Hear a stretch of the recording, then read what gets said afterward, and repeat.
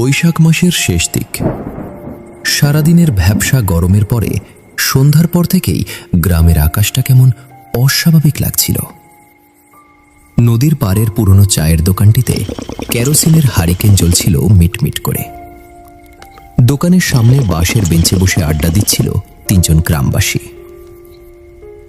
নদীর দিক থেকে ভেসে আসছিল হালকা গরম বাতাস, কিন্তু সেই বাতাসের মধ্যে মিশেছিল কেমন একটা অজানা অস্বস্তি।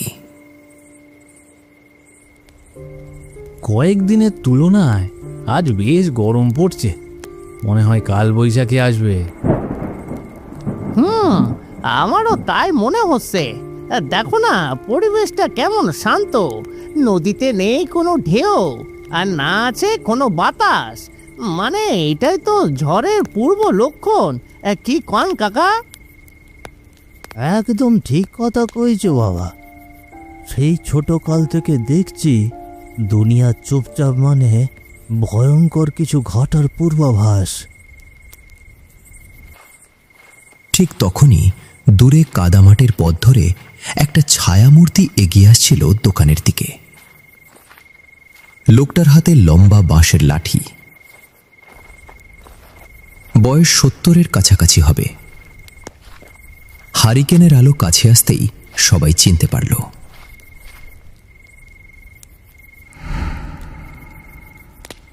আরে প্রতাপ দাদু যে, তোমারই জন্য আমরা সকলে অপেক্ষা করছিলাম। এক কাপ গরম চা দে বাবা, শরীরটা কেমন জানি করছে। তা আমার জন্য কিসের অপেক্ষা রে নবীন? দাদু, তোমার গল্প না শুনলে কি চায়ের আড্ডা জমে? ও আচ্ছা, তাই বুঝি। তা বেশ বেশ। দাদু বেঞ্চে বসতেই আকাশে হঠাৎ বিদ্যুৎ চমকালো। হঠাৎ করে যেন পুরো পরিবেশটা বদলে গেল। মুহূর্তের মধ্যে দেখা গেল আকাশ জুড়ে ঘন কালো মেঘের ছোটাছুটি।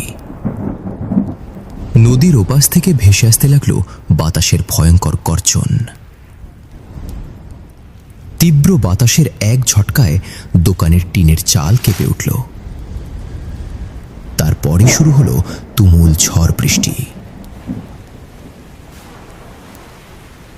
যা ভেবেছিলাম এটা তো তার থেকেও বেশি ভয়াবহ। এখন তো বাড়ি ফেরাও সম্ভব না।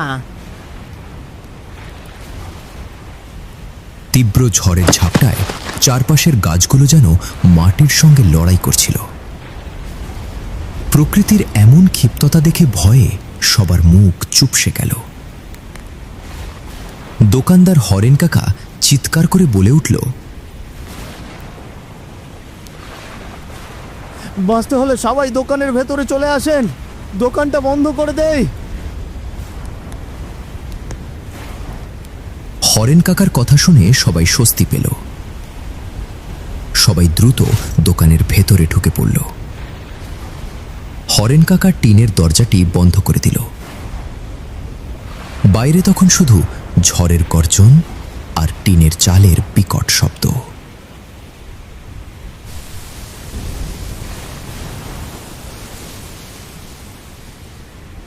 প্রায় আধা ঘন্টা পর ঝড়ের তাণ্ডব একটু কমল। বৃষ্টি তখনও পড়ছে, তবে আগের মতো ভয়ঙ্কর নয়। হরেন কাকা ধীরে ধীরে টিনের দরজাটি খুলল।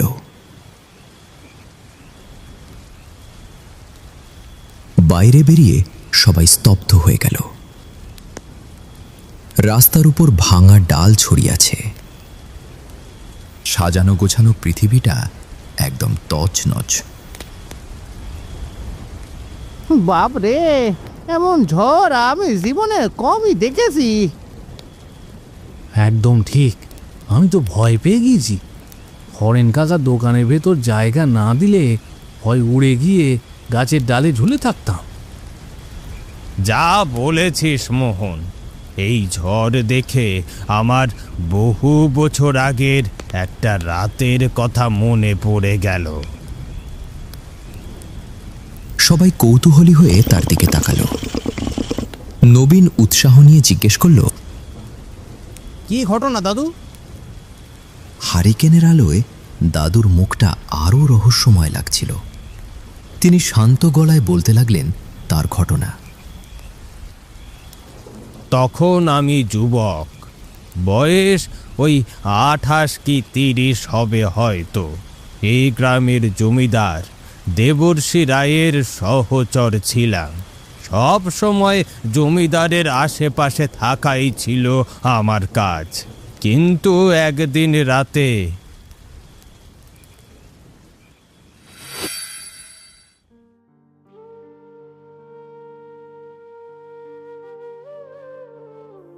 কথা বাবু, অন্দরমহল থেকে দাসী এসেছিল, বলল গিন্নিমার অবস্থা নাকি ভীষণ খারাপ, এখন নাকি শ্বাস নিতেও কষ্ট হচ্ছে। জমিদার দেবর্ষি মুখের হুকার নলখানা নিচে নামিয়ে প্রতাপের দিকে তাকালেন। তার চোখে মুখে অসহায়ত্বের ছাপ একদম স্পষ্ট। কম চেষ্টা তো করলাম না প্রতাপ, বর্বর ডাক্তার বৈদ্য সব কিছুই করলাম, কিন্তু গিন্নির শরীরটা ছাড়ল না। তবে কি সে আমার হাতটা ছাড়তে চায়? এভাবে বলবেন না কর্তা, গিন্নিমা অনেক ভালো মানুষ, দেখবেন ভগবান কোনো না কোনো পথ ঠিক বের করে দেবেন। সেটা আর কবে হবে প্রতাপ, কবে? এখন তো গিন্নির সামনে যেতেও আমার লজ্জা করে। এত টাকা, এত ধনসম্পদ, এত সাম্রাজ্য, সব কিছু দিয়েও আমি কিছুই করতে পারছি না। জমিদার মানুষটা বেশ কঠোর, কিন্তু তার গিন্নির প্রতি ভালোবাসা ছিল অঢেল। কর্তাবাবু, যদি অভয় দেন তাহলে একটা কথা বলতাম। বলো প্রতাপ, কি বলবে? এইখান থেকে 3টে গ্রাম পেরিয়ে নদীর চরের ওপরে কাশেমপুরে এক বৈদ্য আছে, শুনেছি বেশ নাম ডাক্তার, মরা মানুষও নাকি তার ওষুধে বাঁচে। কি বলছো প্রতাপ? যত দূরেই হোক, যত মোহরে লাগুক, তুমি আজ রাতেই তাকে আনার ব্যবস্থা করো। কিন্তু কর্তা, আজ আকাশের অবস্থা তো ভালো না, যে কোনো সময় ঝড় বৃষ্টি নামতে পারে। জমিদার কঠিন গলায় বললেন, আমার স্ত্রীর কিছু হলে এই জমিদারির কোনো দাম নাই। পালকির ব্যবস্থা করো, এখনই রওনা হও। মাথা নেড়ে সম্মতি জানিয়ে সেখান থেকে চলে গেল প্রতাপ।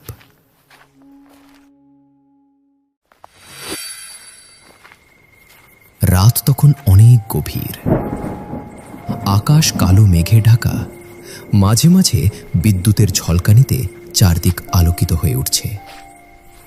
কেরোসিনের হারিকেন হাতে গ্রামের কাঁচা মাটির রাস্তা ধরে হেঁটে যাচ্ছিল প্রতাপ, আর তার পাশে লাঠি হাতে 2জন লাঠিয়াল।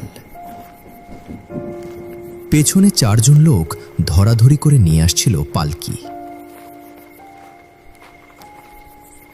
প্রতাপ দাদা, বলেছিলাম এই রাতে কি সর কাশিমপুর যাওয়াটা ঠিক হবে? কিছুই করার নেই গো, জমিদারের হুকুম অমান্য করবার কি উপায় আছে বলো? পালকি ধীরে ধীরে কাঁচা রাস্তা ধরে এগোতে লাগলো। চারপাশ অন্ধকার, শুধু লণ্ঠনের আলোয় সামনের রাস্তা একটু দেখা যায়। মাঝে মাঝে শেয়ালের ডাক ভেসে আসছিল দূরের জঙ্গল থেকে।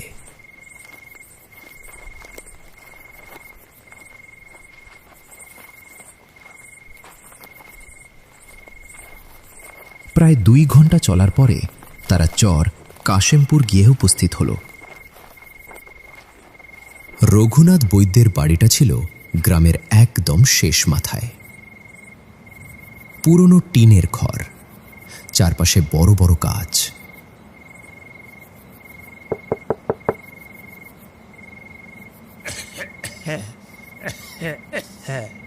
আসছি।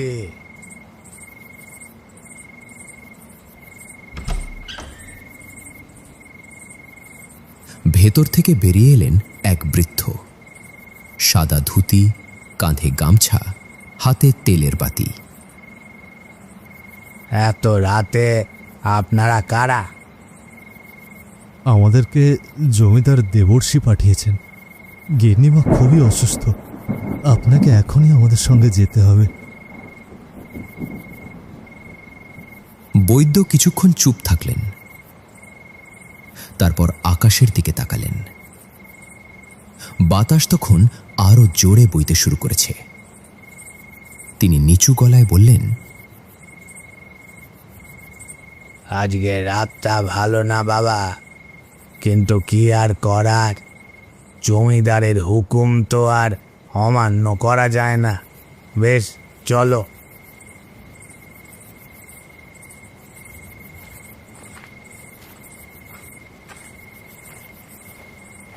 পালকিতে বৈদ্যমশাইকে তুলে সবাই বাড়ির পথে ফিরছিল।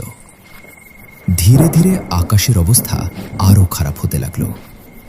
বাতাসের তীব্রতা বাড়তে বাড়তে একসময় শুরু হলো তুমুল ঝড় বৃষ্টি। এমন ভয়ঙ্কর বাতাস বইতে লাগলো যে দাঁড়িয়ে থাকাই কঠিন হয়ে পড়ল। হঠাৎ একটা গাছের মোটা ডাল তাদের সামনে ভেঙে পড়ল। দাদা, এই অবস্থায় সামনে এগোনো বিপজ্জনক, আশ্রয় খুঁজতেই হবে।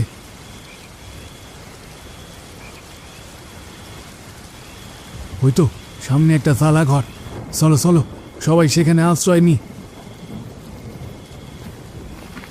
পালকি রাস্তার পাশে রেখে সবাই চলল সেই চালা ঘরের দিকে। চারদিকে শুনশান নীরবতা। চালা ঘরের মধ্যে সবাই গুটিসুটি হয়ে দাঁড়িয়ে রইল। ঝড়ের প্রকোপ সামলাতে ছোট চালাঘরটি রীতিমতো হিমশিম খাচ্ছিল।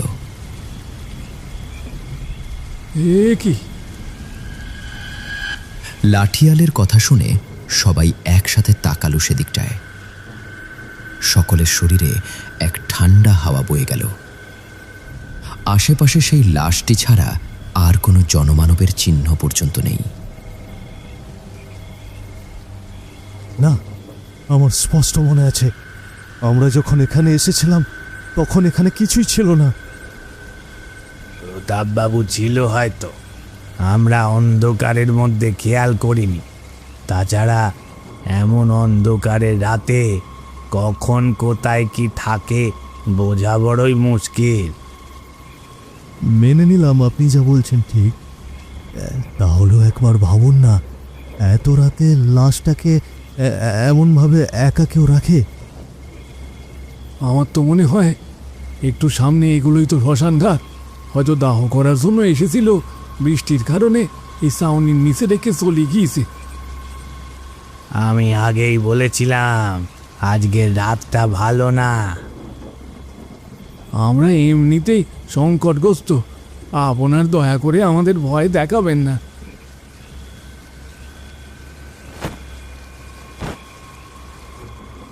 এই রমেশ, দেখ না লাশটা কেমন নড়ছে।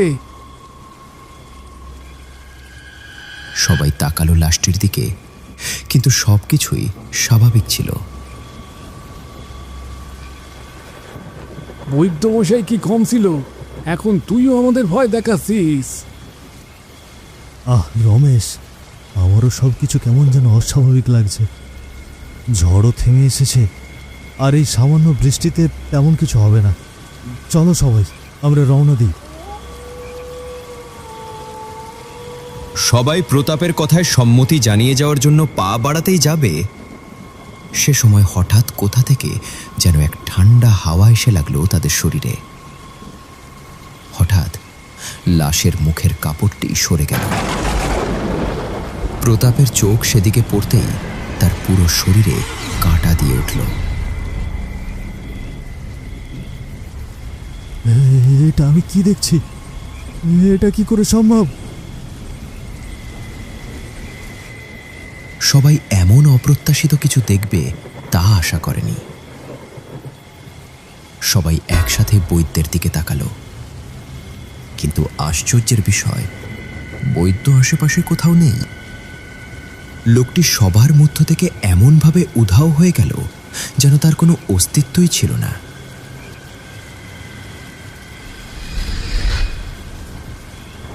কিরে, আমাকে সঙ্গে নিবি না?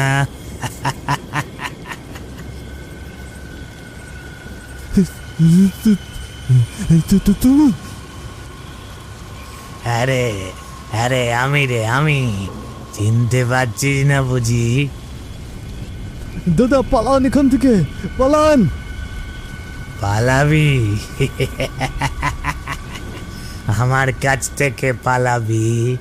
তোদের সবাইকে আমার সঙ্গে নিয়ে যাব রে।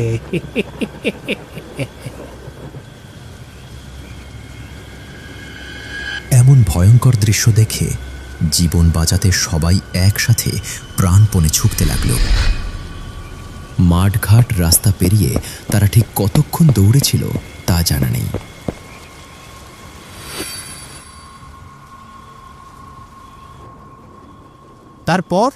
তারপর কি হলো দাদু? তারপরে আর কিছুই বলতে পারি না। সকালে যখন চোখ খুললাম, তখন একটা ফাঁকা মাঠের মধ্যে কতগুলো লোক ভিড় করে ধরে রেখেছে। পরে জানতে পারলাম, সেই রাতে আমরা যে বৈদ্যকে নিতে গিয়েছিলাম, সেই রঘুনাথ বৈদ্য তার আগের দিনে রাতে হার্ট অ্যাটাক করে বৈদ্যমশাই মারা গিয়েছিলেন। আর যে ছাউনির নিচে দাঁড়িয়েছিলাম, সেটি ছিল একটি পরিত্যক্ত শ্মশান ঘাট। দোকানের মধ্যে নিস্তব্ধতা নেমে এলো। গল্পের শেষটা এমন হবে হয়তো তা কেউ আশা করেনি। ঝিরিঝিরি বৃষ্টি তখনও পড়ছিল। বৃদ্ধ দাদু কি যেন একটা ভেবে দোকানের বাইরে এক দৃষ্টিতে তাকিয়ে রইলেন। আসি রে আজ, গিন্নি হয়তো আমার জন্য অপেক্ষা করছে। দাদু, আমি কি এগিয়ে দিয়ে আসবো আপনাকে? না রে, এখনো শরীরে যতটুকু শক্তি বাকি আছে আমি ঠিকই চলে যেতে পারবো। দাদু লাঠি হাতে ধীরে ধীরে বৃষ্টির মধ্যেই পথ চলতে শুরু করলেন। বৃদ্ধের যাওয়ার পথে তাকিয়ে রইল সবাই। ধীরে ধীরে বৃষ্টির অন্ধকারে মিলিয়ে গেল তার অস্তিত্ব। প্রিয় বন্ধুরা, আশা করছি আমাদের আজকের ভিডিওটি আপনার ভালো লেগেছে। আমাদের আজকের প্রশ্ন, জমিদারের কে অসুস্থ ছিল? অপশন 1 মেয়ে, অপশন 2 গিন্নি। আপনার সঠিক উত্তর, নাম, কোথা থেকে আমাদের ভিডিওটি দেখছেন তা কমেন্ট করতে একদমই ভুলবেন না। গত পর্বের আমাদের প্রিয় বন্ধুরা হলেন শোভা মারিয়া নবাবগঞ্জ থেকে, পিজুস ঝাড়গ্রাম থেকে, প্রদীপ ঘোষ ওয়েস্ট বেঙ্গল থেকে, মুসারাব নরসিংদী থেকে, মোহাম্মদ ইউসুফ টাঙ্গাইল থেকে, মোহাম্মদ সাব্বির কুচবিহার থেকে, রূপঙ্কর হালদার রাজপুর থেকে, ওমর আল ঢাকা থেকে, রাজীব আহমেদ পাবনা থেকে, মোহাম্মদ আসলাম ফরিদপুর থেকে, অমিত কুমার কলকাতা ওয়েস্ট বেঙ্গল থেকে, মোহনা খান মুর্শিদাবাদ থেকে, রাধা ইসলাম আখিরুল আসাম থেকে, মাঝারুল ইসলাম কুমিল্লা থেকে, কৃষ্ণ সাগর মিয়া নরসিংদী থেকে, বিকাশ প্রামাণিক ইমরাজ বাবু সাজ্জাদ নারায়ণগঞ্জ থেকে, সাকিব সাপাহার নওগাঁ থেকে, রাখি বেড়া নীলুফা খাতুন বসিরহাট থেকে, মাছের আলী আসাম থেকে, ববি দাস কোচবিহার থেকে, আলামিন নীলফামারী থেকে, মোহাম্মদ মোমিন রাজ রাজশাহী থেকে, সিয়াম গল্পের ডায়েরি রোহানা ঢাকা থেকে, মোহাম্মদ নিজাম হবিগঞ্জ থেকে, রাফি ইসলাম সেলিম তন্ময় মণ্ডল রাজু ইন্ডিয়া থেকে, জিত হেবরাম অনুপ চৈতা আইয়ুব হাজিরখিল থেকে, মোহাম্মদ ওমর আলী গৌরী বিশ্বাস ওয়েস্ট বেঙ্গল থেকে, বর্মন গাজীপুর থেকে, সেলুকা রয় পায়েল দেবনাথ তানিশা হালদার পার্থ পাল রাফিউল আলম। আপনিও যদি আপনার নাম কার্টুন ভিডিওতে দেখতে চান তাহলে অবশ্যই কমেন্ট করতে একদমই ভুলবেন না।